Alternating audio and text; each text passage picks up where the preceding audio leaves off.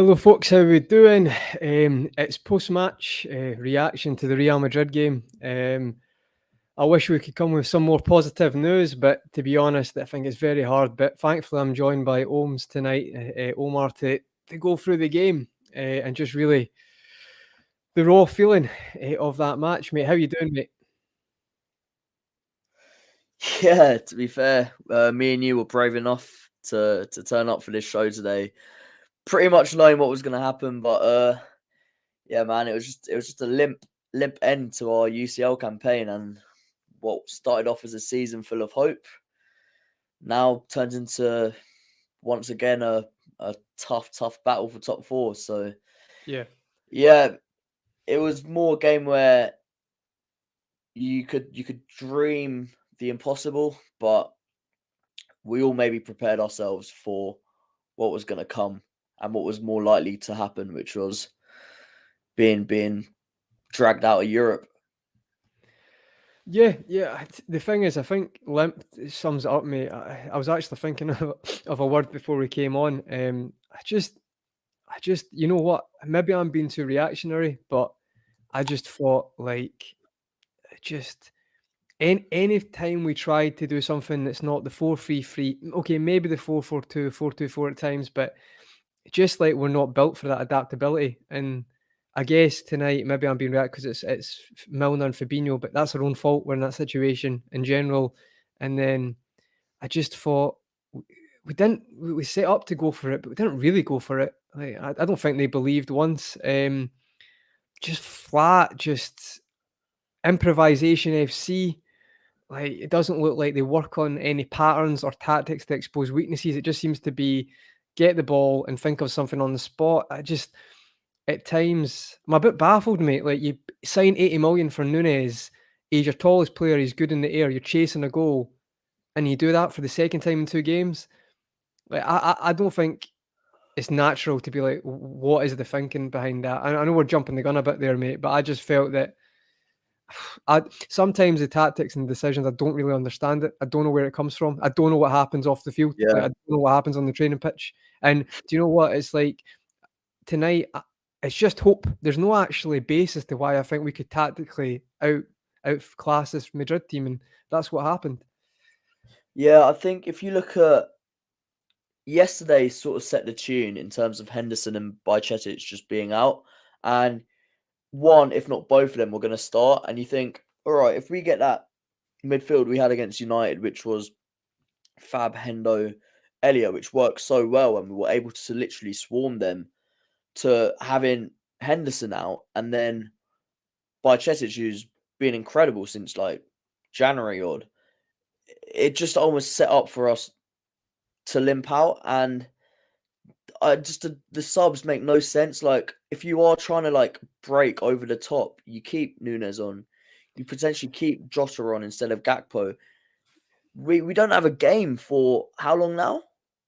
Like two and a Yeah, half weeks three or weeks. Yeah, something silly like that. 3 weeks. Yeah, So play them. What are you resting them for? Like, just leave them out there. Leave your dangerous players out there, because look, if you need someone to make a goal, you look at Salah, Nunes, Jota, these types of players who can maybe pull something out of nothing. And it's not guaranteed, but there's more chance in them doing that than maybe a Firmino in his current state and Harvey Elliott. Like, not having a dig at them. Just no, but you're right, mate. Football's not rocket science. It's like the thing for me is you've got a striker who's good in the air. See when it comes down to it and you're chasing a game to try and salvage something if possible, you've got 2 crossers, you put the balls in the box. yeah. Like that's just take style, just take philosophy out the window. You've had 70 minutes to do that and you've not outclassed that team.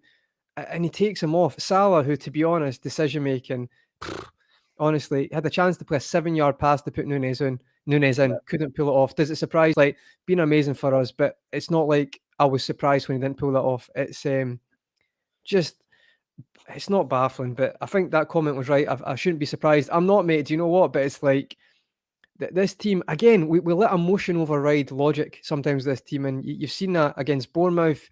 7-0. We're going to win the league now. We're going to beat everyone. No, we're not. Because when it comes to technical decision making in football and actually tactically looking at it, we've yet again just shown up to be quite poor, to be honest. But listen, we'll maybe go through the game a bit. We've kind of gave our raw emotion there, Ohms, and it's hard not to, isn't it, right now? The chat as well. Let us know your feelings as well, the chat. I think we'll all be on the same page, but just let us know if there's anything we didn't spot. But obviously, you mentioned the teams. Did you think the way the game went in the first half, what was your thoughts in the first half, Omar? I think Real Madrid essentially set up this game not to. They didn't really have to step on the accelerator. It was more like, let's see what Liverpool have for us, and then we can sort of combat that with our experience and then take advantage of them pressing us. They were probably expecting us to fly through. I think we went the other way, which I don't actually think was a bad idea, to sort of keep it tight, try and keep it tight, and just try and nick the first goal. And it just, like, I know I'm jumping ahead again, but we just didn't seem to get out of that second or third gear. Or I don't know if it's Real Madrid, just their experience is too good. But look, Alisson made a fantastic save in the first half. We had a few, I'd say, half chances, a couple chances where the story of the game was final ball. Just we actually got ourselves into positions where we could threaten and score goals, but it was just the final clinical bit of play that just went missing.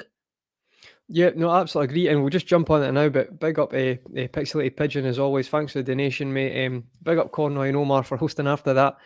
Context of the tie-in season aside, passing was atrocious, just like you said, mate, especially in the final third. No shots in the second half until the 82nd minute. Yeah, absolutely. I think we both completely agree with that, mate. It's to me, you know what, mate?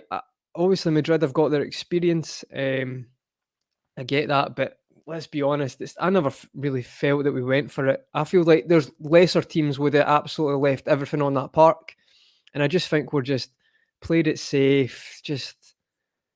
I don't know. I just think again, mate. I don't know. It's not like you don't look and think, oh, we've focused on this area of weakness against Madrid, and we've really went to that. And let's not act like they've not got areas of weakness. They're 9 points off Barcelona. Teams have got at Madrid this season. We got at them first 20 minutes. But then does that come to our game management skills? They're not there. I don't know, mate. It's very frustrating. So obviously, Alisson pulls off a wonder save. Should be 1-0 to Real Madrid. So you say, mate, we plan to keep it tight, but we can't even do that successfully because we still looked all 6 and 7s at certain points. I think then is it who does someone Camavinga hits the bar? No, what a save! It's saved by Alisson. That's a great save. Alisson again, people keep saying where we would be without him. I absolutely agree, but again, I think that's more a negative on us because I just feel like we're still getting battered in some games, and he's still having to pull off worthy saves. It's just he's been amazing. Don't get me wrong; he's had a few moments, of poor decision making, but overall, he's had a pretty amazing season. I still think he's the best keeper in the world. But yeah, he pulls off 2 or 3 brilliant saves in the first half to keep us in the tie. We get the Núñez chance, limp finish. I said before, I watched the Chelsea game against Madrid last season, Ohms. They took their chances when they came. We never look like taking it. I mean, most unclinical team in the world at times. We look like we don't practice finishing. That's a chance. Should do better there. Anything else in the first half you can remember? Not really. It's just more like I was thinking about the Chelsea game as well, and the player that sort of stood out for me at Chelsea was Timo Werner. 100%. And I was looking at Darwin Núñez. I was like, you're in a similar position here. You're playing down that left-hand side. And Werner caused problem after problem just by darting in, making those runs inside. But again, I think in his defense, trying to get balls to him was just the quality of pass was just all over the place. But we're Chelsea last season, amazing passes in those positions. I can't remember who started, but it was just, good tactics by a manager who's tactically adapted and caused Madrid problems. What did we have tonight? We didn't have that. You could tell. I mean, I say it all the time, but tactical flexibility sometimes is just like, we play this way, we're good at playing this way. When we've not got the players to do that, yeah, it's just... The thing is, we're shocked just to see a formation change at the start. That's how inflexible we've been, because all we've known under Klopp is 4-3-3, and just do something mad, or just target an area. Just Yeah, but teams used to come up against us and literally just target one area, like our right back, like centre back area, and just get the ball. And their first thought was to play balls into that corner. never looks like we do that. It never looks like we work specifically on areas of weaknesses. It doesn't look like we work on certain patterns of play where it's not just get the ball, pass it to midfield, give it to Trent, he'll do something with it. Again, improvisation or individual brilliance. Doesn't look like there's actually a team ethic of this is what we're Yeah, going to do. And obviously there is that for the original formula if you want, but we can't do that now. And again, each game it's more frustrating, to be honest. And I know tonight's maybe a bad example. I'm just annoyed, but I mean, I just wanted to go out with a bit of fight, and I just didn't think it was. I never seen yeah. anything, to be honest. They're at chat. You're asking where Grizz is. Grizz is on. He's on DR Sports tonight. He was on the watch along. So go and check that out. He already would have been here, obviously, but he literally can't make it. So I'm sure Grizz will have another. I think he's got a show tomorrow. So you'll be able to catch up with Grizz, your thoughts on the Madrid game as well. But yeah, first half, it's 0-0. Ohms, we go through that. No really other instances in that half, as far as I'm aware. I've wrote it down. I know Modric has another shot just over. We go into half time. What's your thoughts at half time? What you thinking? You feel like, do you know what? We weren't great. Maybe should have been behind, but we're still in the tie. Where was your head at? My head was pretty much that. Like, we're still in the tie. As impossible as it seems to score 3 in 45. Like, at the back of my head, I'm like, we had United 2 weeks ago where we scored 6.5. So like, my thought was, that's what I thought as well. yeah, I was like, look, let's just start quickly, try and nick a goal in the first 15 minutes. Let's set the tempo. I think the commentators even said, I think it was like Steve McManaman said it, where he was like, Liverpool need to start this first like 15, 20 minutes strong and sort of set the tempo of the half. Maybe pin back Real Madrid and try and force an outcome. It was more of this. It was more of the same, where it was like half chasing the ball. We were just a half second, sometimes a second off the ball, off the pace. And look, you give people like Modric, Kroos, Camavinga, Vinicius, Benzema that half a yard or half a second to think, they'll rip you apart. They made it look. And the frustrating thing is, for the last, since the 2018 final, I think probably, how many games we played? 6. 5 out of the 6 we've just, for some reason, we just can't do it against Madrid. And I know they're an incredible team, but I've seen other teams get at Madrid, and it's almost like, why can't we do that? We can get at any other team, but why can't we get at Real Madrid the way other teams do? Why can't we do to other teams what we've like? And I'm talking about like, and it is the sort of end of the cycle for us, where we're just not able to set those standards anymore. But it was just frustrating because I've spent the last 6 years, 5-6 years of my life just seeing Madrid carve us open and treat us like a set of cones at times. Yeah, but the thing is tonight, obviously the first leg, that was ultimately where this tie was lost. Yeah, I get that, Holmes, and the chat maybe was saying that as well. That was it. But again, why we're in that position? Because our game management was poor. When it hit 3-2, some managers saying, this is too open now, let's just rein it back, let's go to Madrid then. We can't do that. Lack of flexibility, again. Game management, poor game management skills. We come in tonight, though, and I think I'm with you, mate. It's not just tonight. I think it's just a build-up. I'm just that it was like a damp squid tonight. Is that the best way to yeah, describe it? Just nothing, and just yeah. I think the comments are obviously coming in as well, and I just, do you know what it gets me, mate? Is Madrid didn't score with any of those chances where they carved us open with through balls or long shots. We managed to survive that because of Alisson, but again, we don't yeah, capitalise on anything. We don't create much. I mean, I have got a little note here. Obviously, the commentators mentioned at the start of the second half, we do get a ball over the top. Trent plays early ball. Salah gets it. Nunez is sprinting off to the left. It's a simple pass. Can't make it.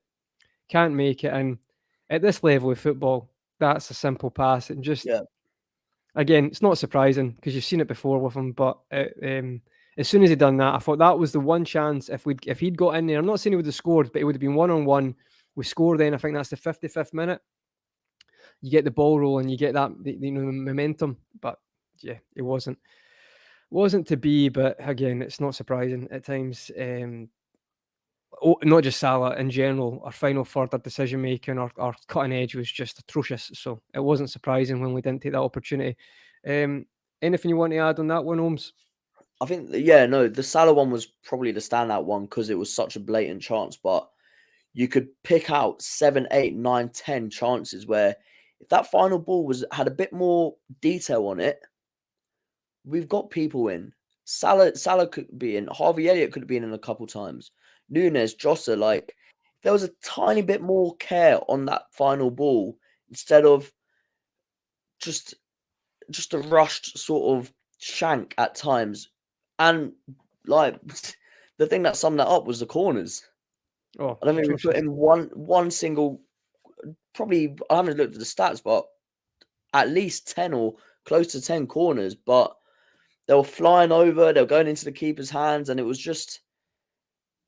I think for the first time in a while, the general mood around the fan base, which tends to reflect the general mood around the club and within the club, was that they didn't truly believe that anything could happen.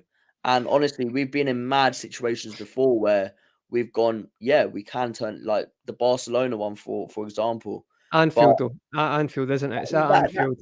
Pace and yeah, power, yeah, emotion. Let's look at the tactics. Let's look at what are we going to do to hurt Madrid. I don't think they believed in that because I didn't think there was a plan to specifically hurt them because they didn't. To me, all the chances we had were just like off the cuff. It wasn't like you could see they've been working on that. Maybe I'm going too much with that, mate, but I just felt that is a good summary of the season. Just the lack of cutting edge and creativity and in general, what you're seeing, what they're working on. It was because see the way the game went, mate. It's like you're 5-2 down. yeah. There was space at times, as you said, to hurt Madrid or to at least get in the final third. And I felt like every time we got in a good position, see when Trent got the ball just before half time at the right hand side, looking for a man in the box. It feels like there's not an organised way of, right, we'll go for the back post every time someone comes in short. The runners, it just seems like they just improvise, make it up. Like, I'm not saying everything's robotic, but I genuinely feel like sometimes it's you don't see certain plays that you think they work on that 100 times a day.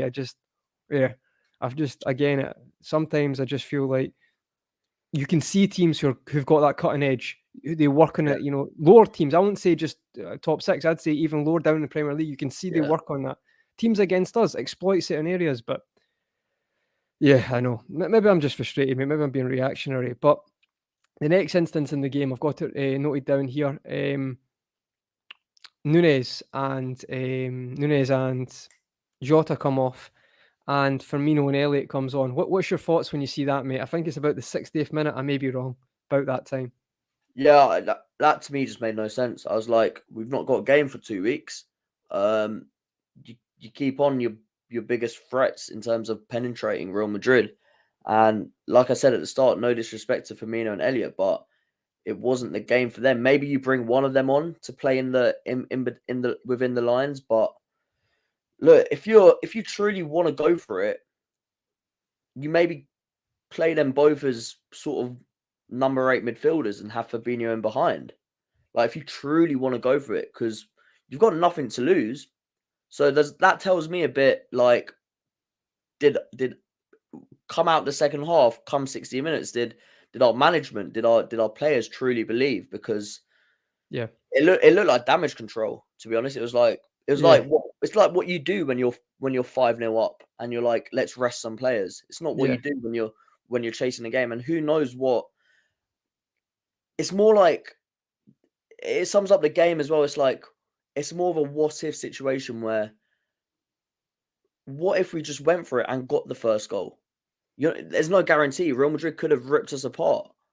Well, I mean, I do get that, Holmes, but I feel like for me, like, to be fair, maybe the Elliott one wasn't the worst sub because I thought at least he tried to get on and keep the ball ticking. But the Nunes one, I know we mentioned it earlier, so I won't go on it too much. When you're chasing a game, the £80 million striker or 60 plus Adams, whatever you want to say, who's played well, who scored 2 headers against Manchester United, Instead of playing him out left, when you're chasing the game with Trent especially, and Robbo, but especially Trent putting the crosses in, why don't you stick him in the box and just forget this philosophy, whatever you want? It's not working. Try to chase a game, right? That's what happens in football. It's sometimes football's basic, sometimes football's simple. How many teams have success with that? That's 2 games in a row he's done that, and the subs he's brought on have had little to not a lot of impact, especially Firmino. Elliott was fine. I'm not saying Nunez was great by any means, but if you want to stretch the defence, or you want the aerially, he's your number 9. You know what I mean? He's like, you keep him on the park. I mean, someone in the chat saying he was carrying something, maybe, but that's 2 games in a row. And if he was fit enough to continue, it would have kept him on, because I thought we didn't look great before he went off, but I thought we looked like, I mean, Bobby's getting the ball in front of 5 defenders. They're happy for Bobby to have the ball. Just take it. You're not going to hurt us in behind. You're not going to. Then ironically, he goes off, and the first thing that happens is Trent puts a ball in the box, and there's no one in the box. It's like you couldn't write this stuff. It's simple, and you couldn't write it. Yeah. For me, it almost feels like this result sort of typifies like not an end of an era, but sort of like the fact that maybe one like sort of era within Klopp's tenure at Liverpool is like just the door's been slammed on it, to be honest, and we've just seen like the levels that we were at literally last year to now, and it's like, to me, it just screams we need a refresh. Because look, we have these tactics where if you do want to be stubborn and you do want to play one way in terms of that high press sort of Jurgen press way, you have the personnel that can do that. I almost felt sorry for Fabinho and Milner, because you've got 2 guys who can't do the legwork that they used to be able to, trying to do that legwork against guys who are playing with you like a bunch of cones. But at the end of the day, you can't have it 2 ways, mate. You can't say I'm happy with this, at the start of the season, and then it gets like this, and you're still trying to play the same way. But then again, people maybe thought we could adapt more than we have, because we've been quite poor in that side of things. Like going away from the plan A is maybe 4-4-2 at the start worked quite well for a bit. Never even seen that again. So that about sums it up. The one thing that actually looked okay, we've not utilised that at all. Just sometimes every game now, I feel like it's shown me more how tactically we're not in the top coach teams. We're not even close to it tactically. I think for flexibility, I don't think we are. I think, like, I wouldn't say we're tactically astute at all. I think we've got a good way of playing, but it's like, and we are tactically good, but I don't think we're tactically astute. And I think you're seeing that now. I feel like there's too many games this season where people would analyse that and stop that getting exposed, but we just can't do that. And we'll try other things, it doesn't work either. So I don't know, mate. Maybe that's just reactionary. I tend to agree with you. I think there's positives out of being stubborn and being loyal, but to like a philosophy and to a certain set of players. But also the negatives of that is sometimes you forget about the situation you're in, because you're so obsessed with some sort of philosophy and some sort of ideology when it comes to playing football, that sometimes you need to just adapt for a game and be like, right, this is who we're up against. This is how you play against them. And there's different ways to adapt, Holmes. It doesn't mean, back a low block all the time. There's various ways. I mean, there's lots of top coaches adapt in games like this. I'm not talking about Sean Dyche at Burnley here. There's like, watch Bayern Munich, watch several Bundesliga teams. Watch Pep, to be honest. Pep played 4 centre-backs last night. So if anyone's got the right to say I'm not going to adapt, to be Pep with that team, but he'll still do it. He'll look to improve, look to evolve, or look what he's got in the best way of beating that team. But listen, old team, that's a fair point as well. But at the end of the day, we've let ourselves get to this. That's a longer conversation. Arj, mate, he asked, Conroy, can you explain why our defenders have so much possession? I say Real and Madrid control the game. Ohms, I don't know if you want to take this one, mate. To be honest, I just don't think we we We were don't have comfortable in midfielders like that. midfield. The only one who can spray a pass like that is probably Van Dijk, and he actually did once or twice tonight. I just think Madrid have that, from my opinion. Sorry, mate. I'll let you go. I don't think we're comfortable playing into our midfielders anymore. I think when you Fair, play into fair. a Thiago or by Cetic, you know they're going to sort of keep the ball, but you see Fabinho, Milner, and we've seen Henderson at times. They've taken a touch, not even knowing who's around them. There's been a few times where I think the standout one was Benzema's fifth against us, where the ball goes into midfield, into Fabinho, and he takes a touch, not aware that there's 2 or 3 Real Madrid Yep. players just coming onto him. And again, like, you know what Firmino used to do, where he used to just jump back on midfielders and nick the ball off them because they Yep. were No, sort of he's not there now. dollying around. Not quick enough now. People are doing that to us. Yeah. Yeah, there's No, no sort of scanning, there's no sort of awareness of like, okay, the pressure's on me. I might need to protect this ball or try and get my body into position where I can win a foul. There's no sort of like common sense, and I think that runs from the top. Where again with Klopp, I open it up to the whole like tactical stuff, the staff, the coaches, whatever. There's no sort of common sense when it comes to playing matches. Right, common sense when you're 2-0 up at home against Real Madrid. Don't keep going gun-ho when you've conceded the first. Maybe try and tighten it up until half-time. Keep the lead. Bring a lead into the second leg. There's no common sense in, okay, we've got midfielders who can't really do the legwork that they used to be able to. Maybe we play a system where we sort of sacrifice that sort of high pressing, have our midfielders close together, and then try to exploit our forwards who are absolutely rapid on the counter-attack. There's no common sense in that.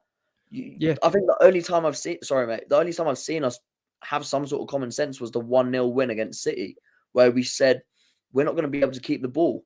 And so we sat in literally a 4-2 shape in counter-attacks.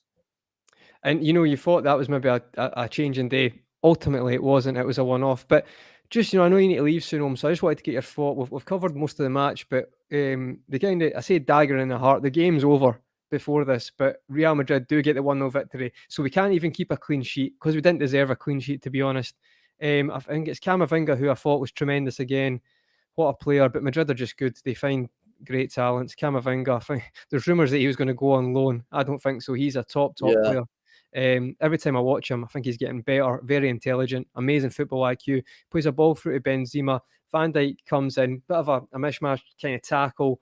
It's unlucky, to be fair, bounces up off Van Dijk, falls to Vinicius, absolute air kick that you'd see down a park with people playing football who weren't very good, but then he gets a lucky break, the ball doesn't go too far away, he manages to flick it to the side, and Van Dijk can't get there, and Benzema scores a tap-in from 6 yards past Alisson. What did you think on the goal? Kind of, we'd already given up by then, but what was your thoughts on it, Holmes? I think it was more, just on the goal, objectively, it just summed up the sort of performance from the second half at home to this whole performance in the second leg, where they were just one step ahead of us. And again, like,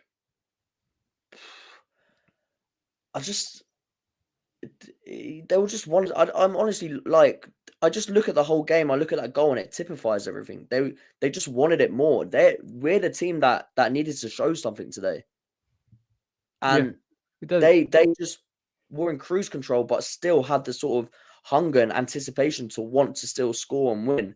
So I look at that. I'm literally not surprised that we're 1 second off trying to clear the ball, because there were 2 or 3 opportunities where if we had players reacting a tad bit quicker, we sort of deal with that situation and we get it clear. But it was, I guess, the nail in the coffin where we were pretty much dead, and it just sort of sealed it. And I just shrugged my shoulders, to be honest, and I was like, sums it up, mate. I think you're right. It summed up the performance, summed up the tie, but especially tonight, flat, lethargic, and just a bit of a rubbish kind of, what's the word? Not shady, but a kind of just a scrappy goal. Kind of sums us up. I remember it used to be like, people would really have to earn a goal against us. That was a long time ago. I think Evan, he says it every week, with the easiest team to play against. Maybe not tonight. That's maybe not a fair comment, but that goal summed us up. I thought flat. not great. And that was ultimately, you say, not quick enough to get in the ball, not quick enough to make the decision, and that was what happened. So listen, we've only got a few minutes left, and I'll let you head away, mate. But just the last one I wanted to ask, if there's anything else on the game you wanted to mention. I think we've covered all the main points.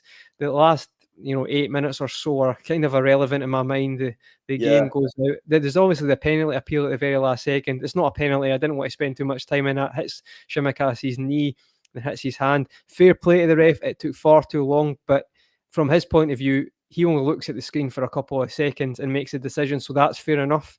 I don't know what they were doing in between telling the ref to go and look at the screen and waiting for him to get that nod. I think it took about a minute. I don't know what they were waiting for there. yeah. But it wasn't a penalty, so ultimately it's fine. So on that, do you think Madrid can win the Champions League following the tie? If I know one thing about the Champions League, it's never to bet against Real Madrid. Yeah, never write them off. I agree. I think if you look at the competition they have, you've got obviously City, Bayern, Napoli. I'd say alongside Real Madrid are my top 4 teams in the competition. I don't think any of the Milan teams, Benfica, are pretty good to be honest. But Benfica are interesting. If you watch them against PSG this year, especially at home, they yeah, can kind of get, you talk about stadiums yeah, effect. They can get the crowd going, and I think they're actually. I actually think they're maybe slightly better than last year when they had yeah, Nunes. I actually think they look as a team quite solid and a bit like not to the same level as Napoli, but they can kind of go. They can hit levels in attack. So be interesting if they can actually break that kind of ceiling now when it comes to Portuguese teams. They get to the quarterfinal and they can't really get by that. So so you think Madrid? Yeah, Madrid still top 4. I would agree, but I think what do you think, chat? Let us know who you think's going to win the Champions League. You think Madrid can go all the way? What I would say though, Ohms, is you never write them off, but you can get at them. I think we showed in the first 20 minutes you can get at this team, but you have to be clinical, and that is just one thing we haven't. We started very clinical, but then again tonight we weren't, and I feel like other teams who are left, Napoli. I think Napoli Madrid would be an interesting tie because Napoli are on fire right now. Napoli Madrid reminds me of maybe us against Madrid in 2017-18 though, where Napoli were the most exciting team in Europe. They were arguably the most informed team. They had a couple players. They had a front three that were absolutely liquid. But the thing about the Champions League is when it comes to those moments, looking at the players trying to deal with the situation. Yep. And there's no team which has better players to deal with a situation than Real Madrid. I think Bayern Munich, in terms of like players who know how to win, they still have some quite experienced players in their ranks. They could be up there. Tactically, quite very good as well. Yeah, tactically very good. And game management's very good. I think Nagelsmann might still be a tad tactically naive, but this might be his season. Where he was impressive against PSG. The way they just kind of shut up. People, if you watch that game, PSG got in good positions, but defensively, I was surprised because the last 20 minutes at the home leg, Bayern looked all over the place because they could not handle Mbappe. So from that game till the first leg, I thought Bayern really shown up. To be fair, I think they looked good defensively. What about City? Do you think Haaland could be the game changer, Ohms? At the start of the season, I was thinking this City team is built more for the Champions League in terms of having Haaland and having De Bruyne supplying balls in behind. It's similar to Napoli, where I think if you look at the squads and you look at the teams and the way they play, just without considering any sort of experience or whatsoever, City should be favourites. Like the way they've been playing, and they've been close. They've been to a final. They've been to a couple semi-finals. They looked impressive against Leipzig. It's just when it comes to those moments where, look, can Real Madrid do what they did last year? I think they'll face tougher challenges than us. I think it will be one of City, Bayern, or Real Madrid. Yeah. I think if City play Real Madrid again, I can see City winning it over 2 legs. I think if you watched that game last year, the chances they had in that first leg, they ripped them apart. I feel like if Haaland's in the team, they Yeah. go 4-5, they go 4-0 up in the first half. I'm not even exaggerating. If you Yeah. rewatch that first half, the chances they missed, I agree, Holmes, that might be the difference maker. But just quickly, because I know you need to go, Yeah. following tonight's performance, right, we're out the Champions League. Brighton, did Brighton win tonight? I think they may have. They won, yeah. Need to check What that. now? What now for the rest of the season? Just quickly, I know you'll be on more shows and we'll talk about it on Football Khanage, but what now, mate? Can we get top 4? What's your thoughts for the rest of the season? For me, we're just back in that sort of situation which we were in the 2020-21 season, where Real Madrid have knocked us out of the Champions League. We've got a task on our hands. We need to put together a set of performances, and these next 3 games are going to be Right here. massive. We need to. I'm looking at that. I want at least 6 points. I want at least 6 points to have some sort of seriousness about a top 4 charge. The one thing I will say is, when you get into a top 4 battle, they tend to be full of bottle jobs all around you. I think the only reason we got into the top 4 in that season was because the teams we were competing against were pretty much as bad as us in terms of losing games when they should have Chelsea really lost. Chelsea lost in the last day, didn't they? They lost to Aston Villa, but because Leicester lost to Spurs, that's how Chelsea got in. You know, it's a fair point, Holmes. But the thing is, as well, ironically, I think we can win a few of those games because that's the way it's been this season. Got up for the big games, but we can't. You know, tonight was a big game, we didn't. But in the league, it's more been the Bournemouths away, the Nottingham Forest away. They've been the ones that have caused us the issues. But hand on heart, right now, what do you think? The chat as well. Can we get top 4? And do you think we can, mate? I'm going to say yes, because I think we just don't have a European distraction. Teams around us should have some sort of distraction. Even like City, Chelsea, Arsenal, they're going to be coming off that or coming into that with Champions League games in mind, or just having been played. City 12:30, that's the first game after the international break. Look, I'll be honest, I'd rather play City 12:30 first game after an international break than when they're like in the middle of like a 6-7 game winning streak. But look, City away anytime, whatever team we put out, even our best sides on the Klopp have struggled there at times. So look, that week is huge. That week is absolutely huge. I think we need 6 points from them and it might have to be away at Chelsea and at home at Arsenal. Because if we get a win against City or Chelsea, then we can go into that Arsenal game at home with a bit more freedom, a bit like how we went into United. And Arsenal are absolutely incredible right now, but it also depends on the state of their squad and state of Chelsea. I feel like we can beat. I feel like at Anfield we can beat Arsenal. Like, I genuinely, that would not surprise me. And by the way, Arsenal played brilliantly. It's not a dig at them. I just feel like the players, you could see them being up for that. And you know, I think it's 4:30 on a Sunday. You know, really, really like making that an absolute, you know, not horrible. It's making a brilliant atmosphere. That wouldn't surprise me. But it's the other games, mate. That's the thing. That's the one that it's harder now. But you know, if we could get, I'd say maybe Chelsea away would be the one. I think City will beat us, to be honest, mate. I just think they're starting to really click now, and Haaland's on fire. And I feel like you'll look at our defence right now, and Konate, who's actually played pretty well, but I don't think he'll fear anyone, and I think he'll want to make a statement. But yeah, I'm going to disagree. I don't think we'll make top 4. I hope I'm wrong. I really do hope I'm wrong. But I just feel like it's too many away performances, especially away. Yeah. I think 3 wins, away wins all season. It's just not good enough. Not good enough for a top 4 team, never mind a title race team. But we'll see. You know, there's still plenty to play for. But listen, folks, we just wanted to do a quick post-match reaction. Ohms, anything from yourself before we finish up?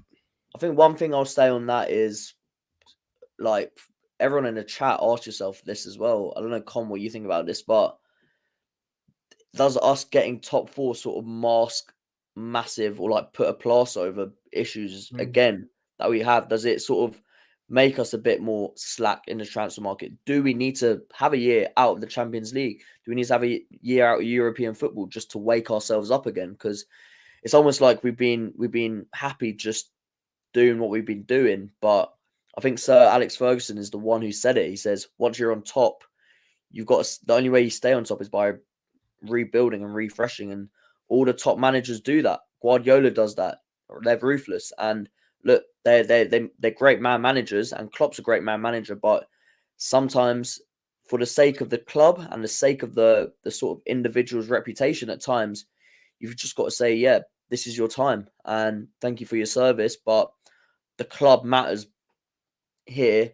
Your individual want for an extra contract is down here, and I think that's the sort of approach we need to take into going forward. Going forward, yeah. I agree. The problem is, I feel like the way football's going now, mate, is like you can get left behind very quickly, and that would be my fear. But I do get what you're saying. I just worry that we just Newcastle in the mix, and Brighton probably won't sustain it. But even Brighton, like how quickly Newcastle, they might not get Champions League, but how quickly they're in contention. It's been a poor year, I agree. But if you get in that Europa Conference, I think other teams, it's not. It's hard to get the players they need in. Like, it's cost a lot of money, but they can do it. United, for example, Arsenal still made some good signings when Europa League, to be honest. I just think we're different. We're ran differently, and I think that would be quite a massive thing. I'm not going to lie. I feel like when we got back in the Champions League with Gini Wijnaldum, was it Middlesbrough at Anfield? He scores that goal, we win 3-0. Yeah. But, you know, I feel like it was the way it's been. Just 2 secs, just 2 secs. Guys, anyway. Yeah. No, but as I say, sorry, mate. My cat just jumped up there. That's but yeah, right. I think ultimately that's the way it'll be. I think it'll be too much, but we'll see. But anyway, mate, thanks very much for your time. Thanks very much for the chat, and I'm sure Grizz will let his thoughts know on a show very soon. But anyway, thanks again, mate, to the chat. See you later. Smash the like and away out, folks. All right, take care, and we'll see you soon. Cheers.